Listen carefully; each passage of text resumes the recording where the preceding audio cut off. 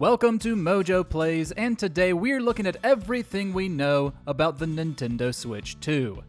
Nintendo has finally unveiled the successor to its wildly popular hybrid console, so we're going over all the details players need to know.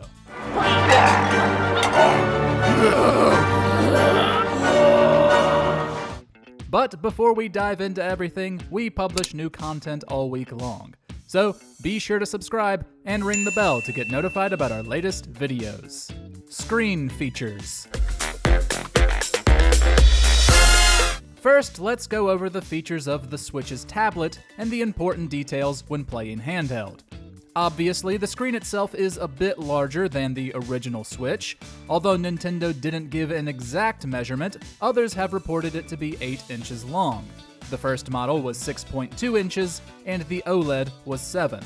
Speaking of that upgraded model, the Switch 2 will reportedly not feature an OLED screen, instead sticking with LCD.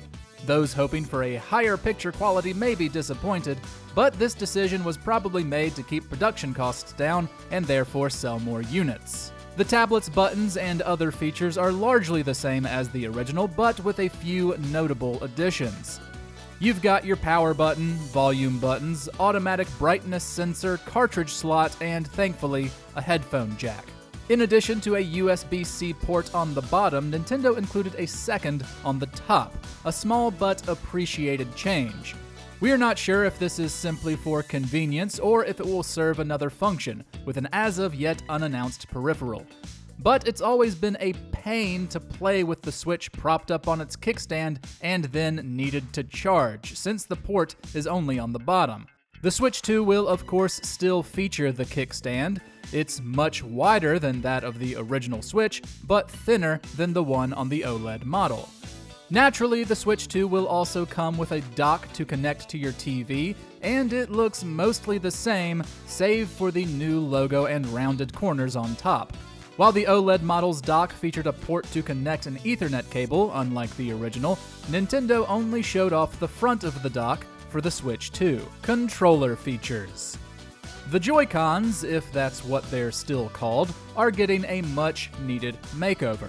In addition to having larger buttons simply due to the increase in size, which should make them much more comfortable to hold, there are some new interesting features. Nintendo is getting rid of the slide-in connectivity of the predecessor. Now, the Joy-Cons will lock in via a port on each side of the tablet. Unofficial reports have also claimed they connect magnetically. While Nintendo didn't confirm this, it does look like they do in the announcement video. Detaching them will be a bit easier as well.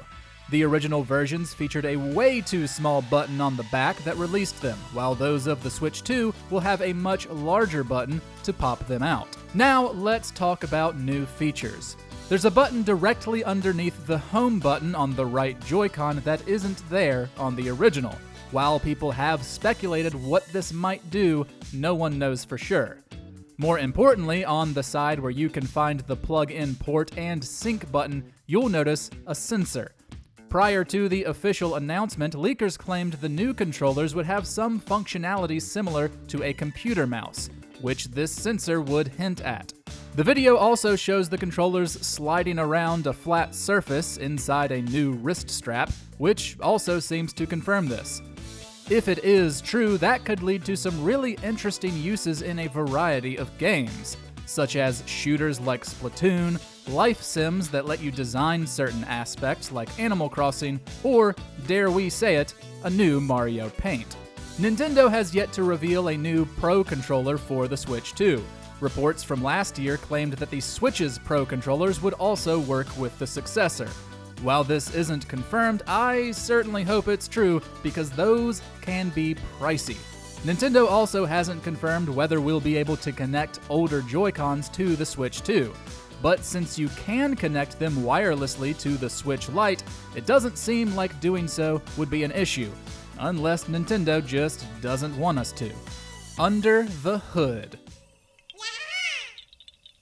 While the Switch 2 will obviously be more powerful than the original, its actual tech specs have also not been revealed by Nintendo. But that doesn't mean some information isn't available. Nintendo gave a behind closed doors look at the console at Gamescom in August of 2024. Reports back then claimed Nintendo showed it running Breath of the Wild with a higher frame rate and resolution, as well as the Matrix Awakens Unreal Engine 5 tech demo.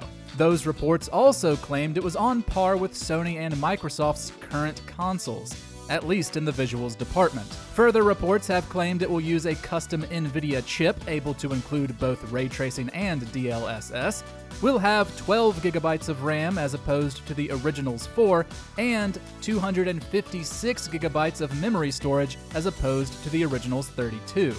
Furthermore, following the announcement video, developer Gerald Dulé of Sun Grand Studios, who is very familiar with Nintendo hardware, having released several games on it, dissected the brief look at the new Mario Kart to show how powerful the upcoming console is.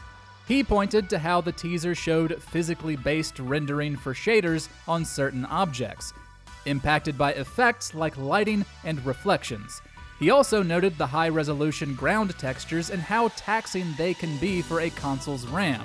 Essentially, his findings do line up with what we've heard about how powerful the Switch 2 may be. The Switch 2 will naturally be more powerful when docked, but either way, it sounds like a major step up. This means we could get more third-party support from AAA developers with less of a sacrifice than what we've seen with the Switch. And to have volumetric lighting at that resolution, at this frame rate, is insane. I hope Mike's explanation helps you understand this is a massive deal. The games. Of course, the most important part of a new Nintendo console is what you can play on it. Nintendo has confirmed that most Switch games, both physical and digital, will be playable on the Switch 2. However, it has also stated that not all of them will be. Which exact games won't be backwards compatible remains to be seen.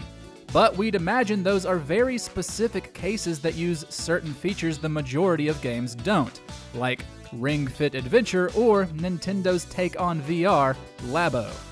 Nintendo has also confirmed that the Switch's online service will be carrying over.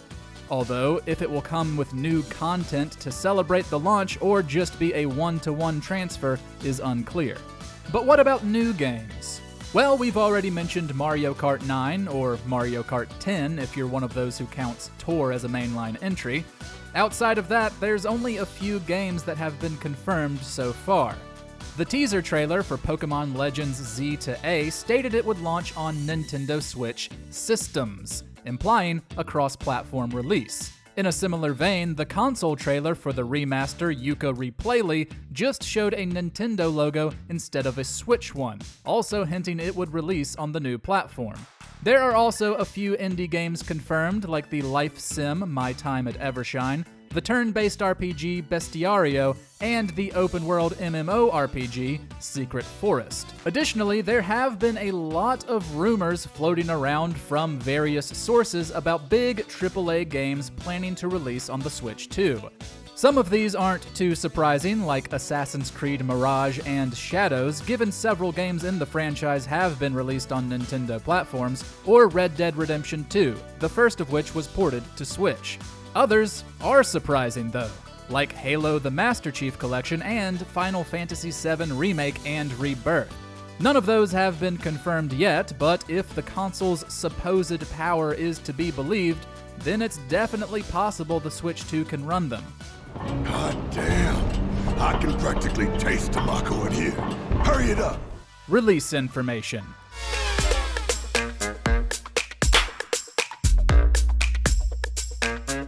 Nintendo has only stated that the Switch 2 will be releasing sometime in 2025. The announcement video also brought news of a Direct releasing on April 2nd. This is when we'll get more information on the games coming to the platform, and likely more information on the console itself. We also don't know how much it will cost. Following the announcement, some sources predicted it will cost around $400, since the OLED Switch is $350. However, further leaks have placed it a bit higher at $450 for the console itself and $500 for a Mario Kart bundle. But we'll just have to wait for further word from Nintendo. Since it was just announced and there is no definitive price point yet, the Switch 2 is also unavailable for pre-order. Many expect those to go live alongside the April Direct. Nintendo has planned worldwide hands-on events through April and May, which would make the earliest possible release in June. And wouldn't you know it, that's just what the leakers are claiming too.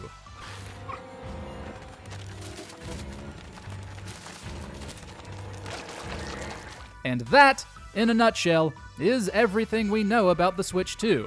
Are you looking forward to Nintendo's next console? And what games are you hoping get revealed?